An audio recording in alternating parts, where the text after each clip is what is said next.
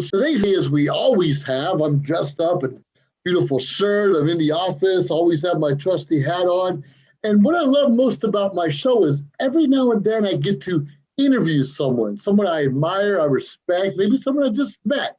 But more importantly, someone that has a little wow factor, someone that brings on the good, someone that has a lot to share with others to help inspire and motivate the rest of us. And today my guest is, we call him III because he goes by Jesse Oakley III, and I'm actually Joseph Skoda III, so it's III introducing III today. And I want to introduce Jesse. He's lives in Las Vegas, Nevada. We're both Toastmasters. In fact, I'm in the position he held many, many years ago as a district director of Toastmasters. He was a district governor, same thing. We split from Vegas because they don't know how to have fun.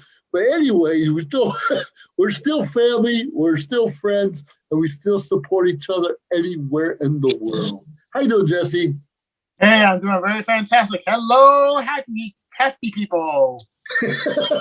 Happy people. Well, Jesse, the reason I wanted to talk to you a little bit about, because I know you have your own Oak Zone. I know you have your own interview process of people you talk to on a regular basis.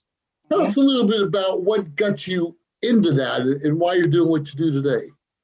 Well, I could tell you right now because actually in 2019, I went to something called a Believe Tour seminar, and it was hosted by Evan Carmichael. And Evan Carmichael, who was originally from Toronto, Canada, had this idea about traveling all over the nation to some of the nation's largest cities on this Believe Tour and give inspiration and belief for other people. And one of the stops he made was in Las Vegas, Nevada. I had a chance to meet him, and he was a really cool guy. And one of the things that we talked about was what are some of the goals I like to talk to, and what are some of the things I like to do. And I said, I like to give positivity to the happy people. And once he said that is, do you have any ideas for what it means? And I said, I don't have any yet. Use your phone.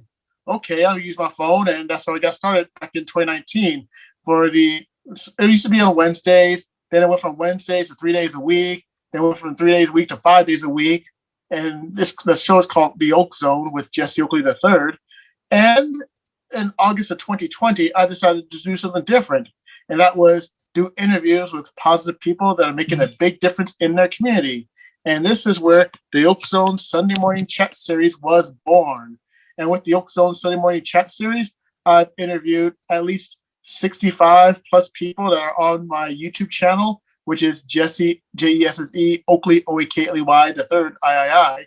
And you have all people, whether they're speakers, they're writers, they're yoga instructors, they are Bitcoin experts, organ donors, animal rescue volunteers, you name it, people are making a big difference in their community. I get the chance to interview them, and that is how the Sunday Morning Chat Series was born. But all that from an idea, from attending an Evan Carmichael Believe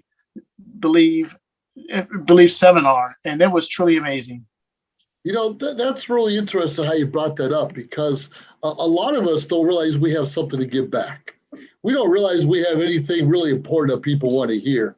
But you mentioned, whether you're a nurse, you talk about Bitcoin, finances, motivational, what are you doing to excite people? And we all have something. We have a little something. Even calling III can bring up a conversation in a lot of aspects. And I think that's important. 60-some guests already. Good on you. Good on you. How do you choose? Is there a specific method you choose, or do more people search you out and seek you out? Well, it's a mixture of both. I would sometimes ask for different people to come on a program, and lo and behold, there'll be somebody out there that will suggest different ideas, and we connect that way. But I also do the old-fashioned way of asking. If you don't ask, you'll never know. And that is why when I ask some people that are actually on the radar of what I think they're in something positive, I would ask them, and about 8 out of 10 times I would get a yes, because what's the worst going to happen? Someone could say no. I was like, okay, I'll go into the next person, and usually that time they'll say yes, and we will schedule it. And it's very interesting that the show is called Sunday Morning Chat Series, but majority of the time I would do the taping on a Saturday. And once we get that going, once we get the steam going and everything else with the interviews, then after we do that, we do the post production, and then I would get it all set up and put on YouTube for a certain date at a certain time period and do the promotions. But overall, it's been quite the experience on getting a chance to talk to people and get a chance to ask people around, because if you don't ask, you'll never know. That's a good point. Even though it's funny, audience here, I mentioned you last week, saying I'd love to have you on my show. And then this morning, what are you doing? Let's do it now. And I record my shows too, because we get busy.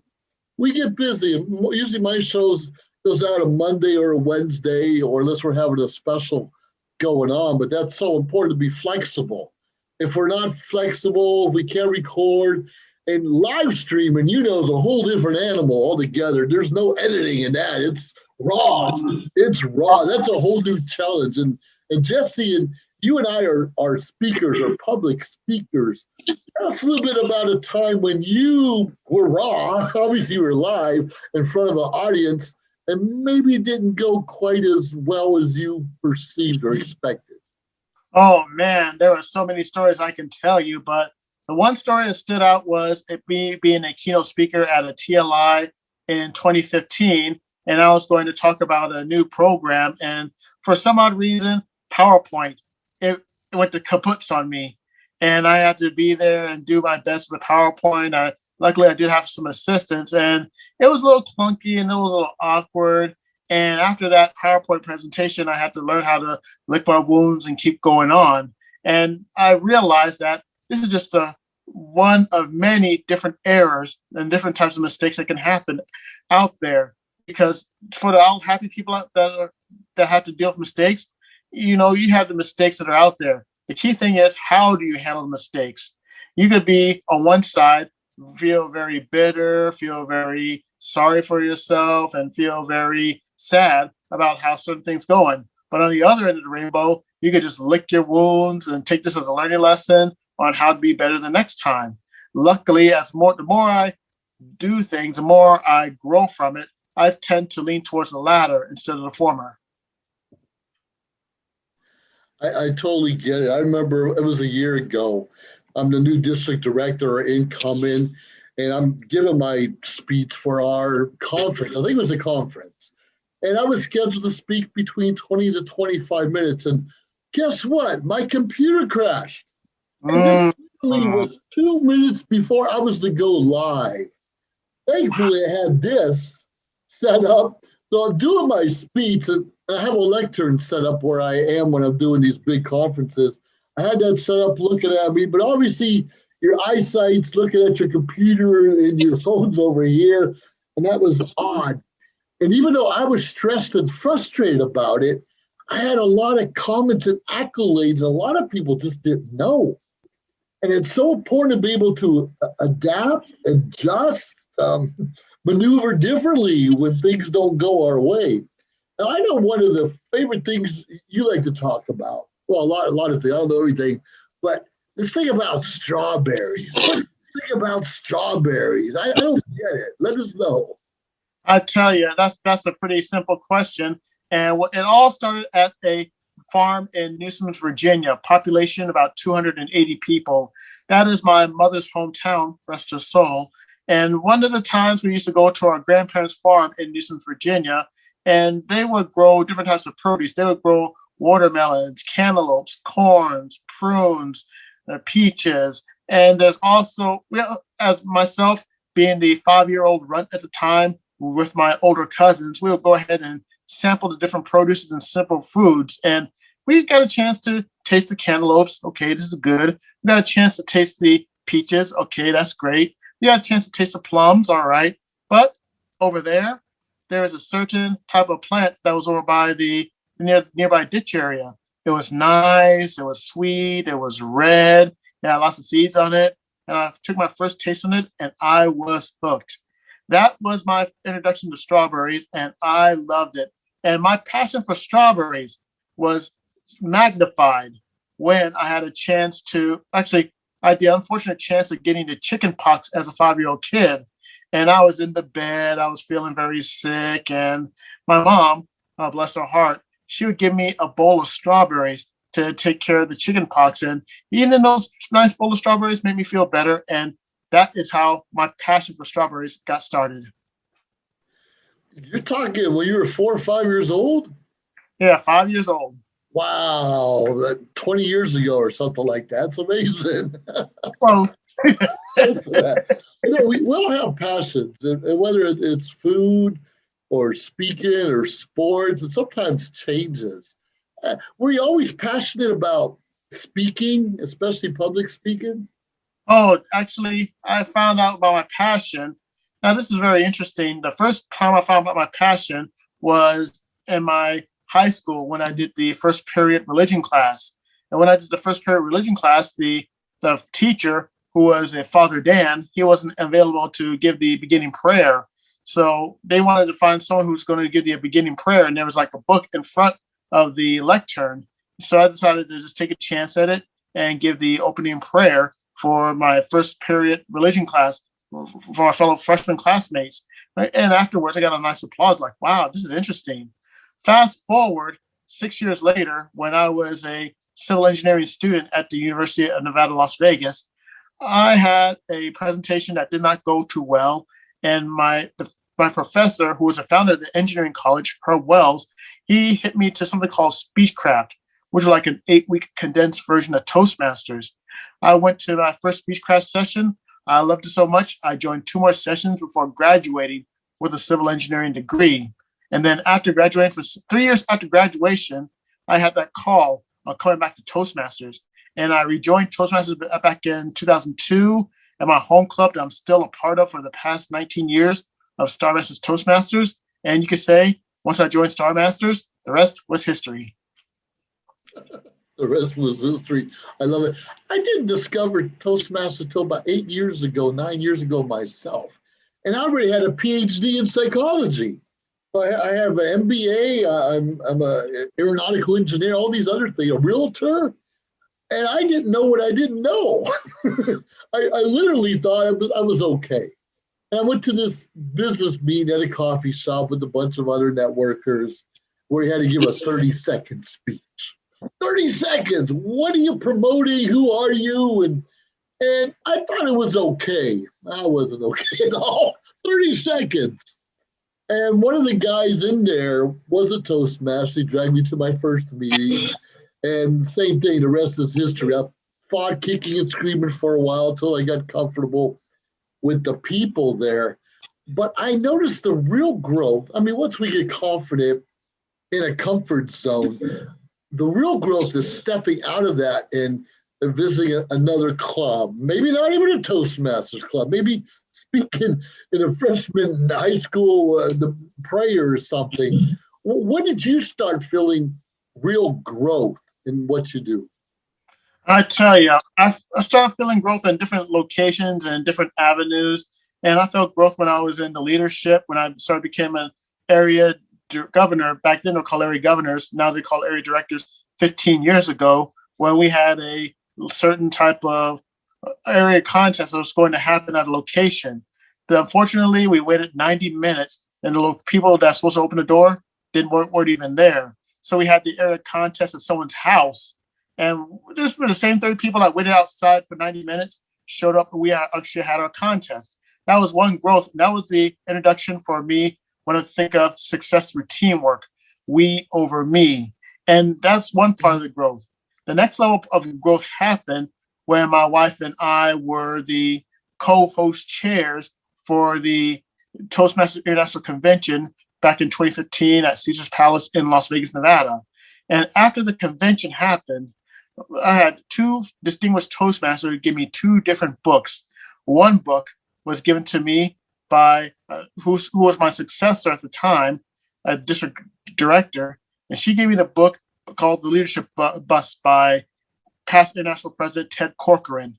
And then I had another person who was a past region advisor who gave me another book called The X's and O's of Leadership by former UNLV basketball coach, former Oklahoma basketball coach, Lon Kruger. And that is where my reading adventures began.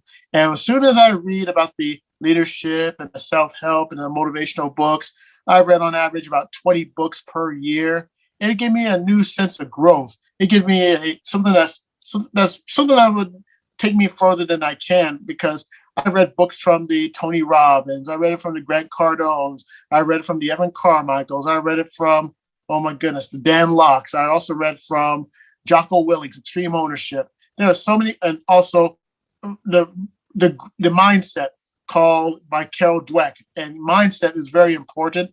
And one of my favorite books that I like to read is called Tribal Leadership.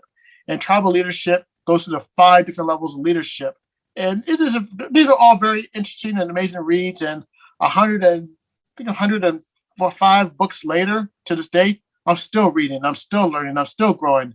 Just because you are a past this and a past that, or world championship or this, or a past president, just because you were something does not mean that you can't stop learning.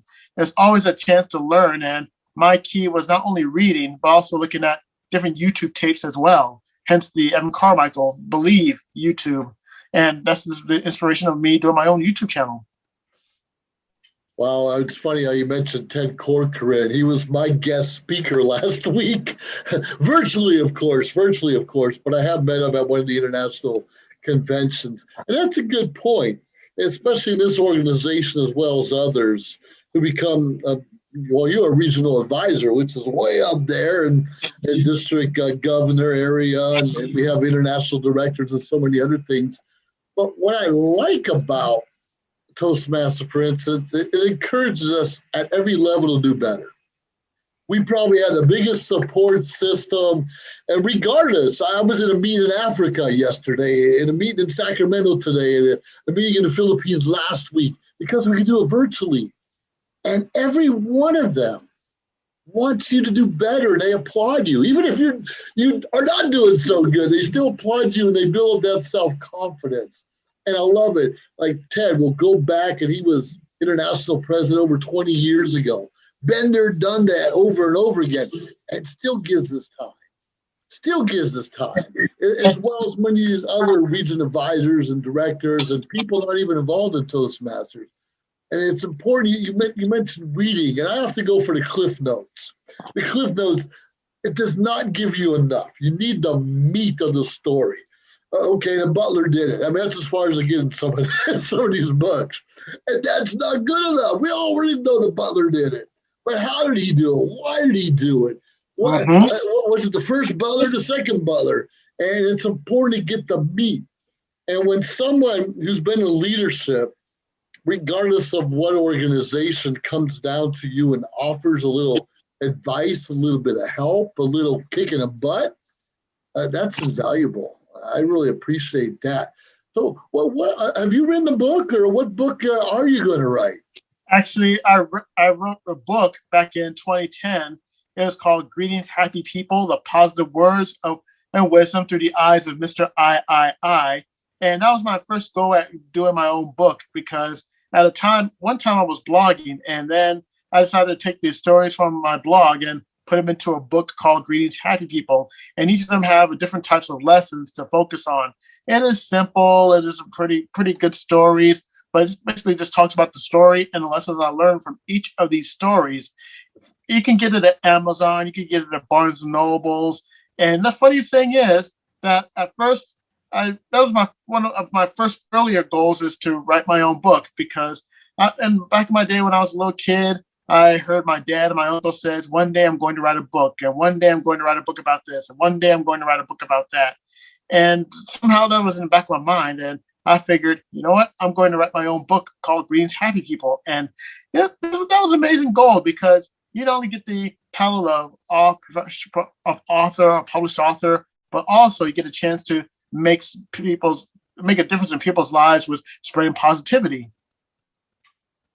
No, I agree with you. I forgot. I knew you wrote a book. It's been that long ago. I wrote an ebook about a couple years ago and talk about my business and mentoring and coaching, and be able to focus more on that, because I've been afraid of speaking in public for a long time. And when, to me, the biggest compliment is when someone asks you to mentor them. Someone asks you to coach them. Someone just say, "Will you listen to my speech? I'm competing in a couple weeks." And here I'm a person, kind of an introvert in my own right, was afraid to speak, and people are asking me for speaking advice or mentorship. Tell us a little bit about your experiences in that world, Jesse. Well, I could tell you right now that I've been a club coach for a couple of years, and one club that I got a chance to coach was a Clark County club. That was back in, oh my goodness, 2006, 2007, a little over 15 years ago. And then once I got a chance to coach that club, we had different plans, we had different strategies, and that club of 8 turned into the club of 23 and became select distinguished by the end of the Toastmaster year. And I learned that coaching technique from, rest of soul, Bill Jackie, who was a distinguished Toastmaster. And when you think of master coaches, you cannot, nobody can compare to Bill Jackie. And Bill Jackie, I got a chance to meet him when he was coaching my club of Star Masters Toastmasters. We were at 10 members, and then we became 23 members ourselves and became a President's Distinguished Club. And I was inspired by Bill Jackie that I wanted to be a club coach. I wanted to do the mentoring process myself. And luckily, I found a club over Clark County. We got select distinguished. And I tell you, getting to that road and getting that journey allowed me to become a distinguished Toastmaster. And once I was able to do that, then I know that the journey will always continue. And another person, Marilyn Brothers, who was a district governor at the time, rest her soul, she looked at this work that I did as a club coach, and she put me on as club coach chair for her term as district governor. And I stayed on this club coach chair until I was elected a division governor back in 2006, actually 2007 to 2008. Wow, I'm a club coach now. I didn't want to be. I've done it before. Club coaching, you're investing your time for free, helping other clubs become distinguished. In many cases, clubs are not distinguished because of membership or they're not working on their own personal educational goals. And some just don't go to training. So it's those three aspects that come together.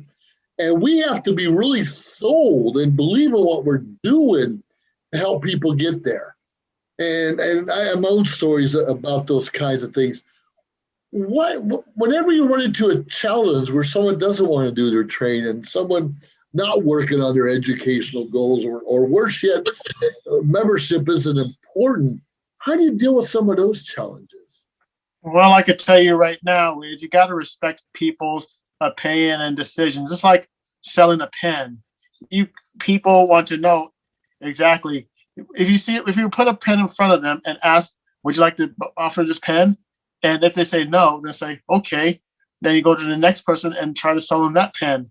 But for people that don't want to do these types of things when it comes to educationals, my best selling point is to show the why. Don't tell them the why, but also show them the why and realize that you are a very important part of a club or an organization. And your important piece makes a big difference for not only yourself, but your club and your division and your district and international for Toastmasters. Because this is the true domino effect. Because if one person succeeds, then a whole international organization succeeds. And if I'm able to convince that person that they are very important in their community, then they'll see another vision. But I don't have to just tell them, but show them examples and show how they can make a difference, not only for the club that they belong to, but for also Toastmasters International. That is such a great point. I'm glad you brought that up. And usually in district leadership, we look at the numbers. We have to, right? How many clubs are doing this? How many people are doing now? What's the progress of the district? But boy, it just comes down to that bottom, lowest level. It's just a member. Appreciate the member where they are. And right? I gotta tell you, the member is not the lowest member. The member is always on top. Well, the member is always on top. And then once it gets to top, then it goes right. It trickles down from member to club to area to division to district to region to international.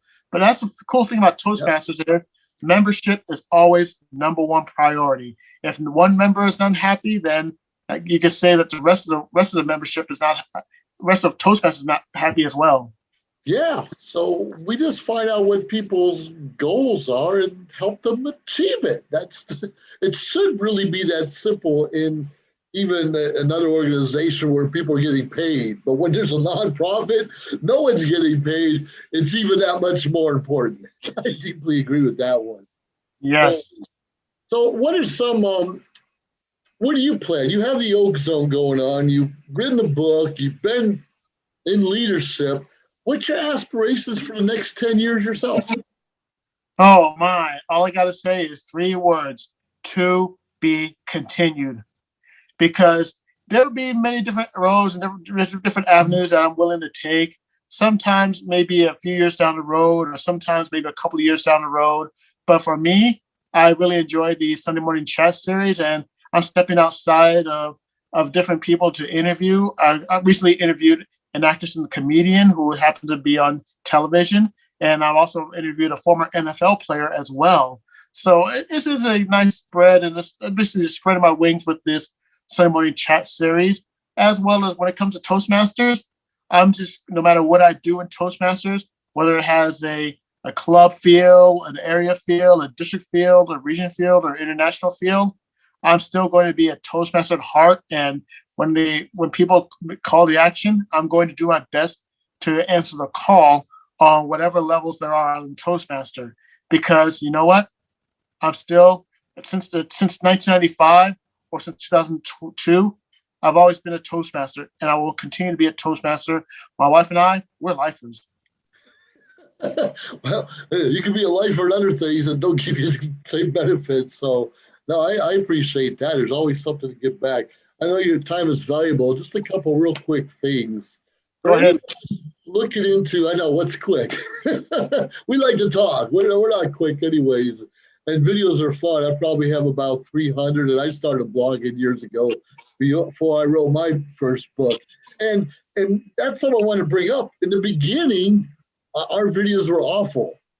Our blogs and articles were terrible. People couldn't see us or understand us, and often laughed at us. So once you grow up and mature and you become better, and then you have the confidence in yourself, what are your recommendations for other people who are also struggling with videos, with blogging, with selling a pen, with whatever? What are some of the recommendations that you have for maybe somebody young, maybe someone in freshman high school or college that wants to go on and do something with their life? What do you suggest to them? Okay, as a matter of fact, I'm going to break this down into 3 different sections. First, if you have an idea, get it to action, idea to action, the idea to action. The quicker you get from idea to action, the better off you'll be. Number 2 is people want to do massive amounts of action, and that's cool. But for some successful people, they would do it at least 2% of the effort and 2% of the action, and they multiply it over 2 by 2 by 2 every single day. And that 2% action could turn out multiple results within the calendar year. And also, I like to say, when it comes to a beginning an adventure, always expect to stink in the beginning and then learn from that in the afterwards. Because so many people want to have this big success after the first shot and everything, and they cannot. Majority of people cannot have that success in the first shot. So it's always best to not only expect to stink from the beginning, but learn and improve and grow from what you've learned by taking the action to what you have to do. So if you go from idea to action, if you take the 2% difference daily, and then if you expect to stink and learn from it, then you'll be on your way. And that's what I'm learning from my YouTube videos, my Toastmaster journey, my day job, or anything else. If you keep those 3 things in mind, then you'll be a success in your own right. No, I love that. Just accept the stink, the challenges. It's not going to be easy. If it was easy, everybody would do it, right? And probably the most important thing, say, have an idea and take action right away. 2%, 3%, just compound it over time, a little bit more each day if possible. Little steps. Have an idea, work on it, and just keep adding how much you're able to work on each and every day. And the journey's fun too. Even we fail. Yeah. And Joseph, I got one more thing for you. Yeah. And this is going to be a bonus. If anything goes bad or goes awry, there are two things I would say. One is good, because I know that from this bad feeling, when I say good, that gives me a mindset like, okay, I'm going to go ahead and do this. I'm going to go improve off of that. It gives me a positive opportunity. And another thing I would say is it's the best, because any bad opportunity that you have, it is. Some people will say that this stinks or it sucks, but for me, I want to go, this is the best, because you get a chance to experience your own self and realize what you need to do to be better. So one way you can say good, or one way you can say it's the best. And when you say either good or it's the best, it's a whole lot better than saying, you know what, this sucks or this stinks. That's what everybody else says. We have to be different. Right. It's so good. Well, I really appreciate you taking the time to talk to our audience today, Jesse. It's really big and huge, and hearing someone that I follow. I follow what you do, and you're one of my mentors in what I do, and I'm really excited about that. And thank you. How can people find you if they want to find your show or get in contact with you? What's the best way for people to find you? Well, if you want to find me, just go to YouTube, type in my name, Jesse Oakley III, hit the subscribe button, hit the like, and ring the bell, comment, and share the videos that I have.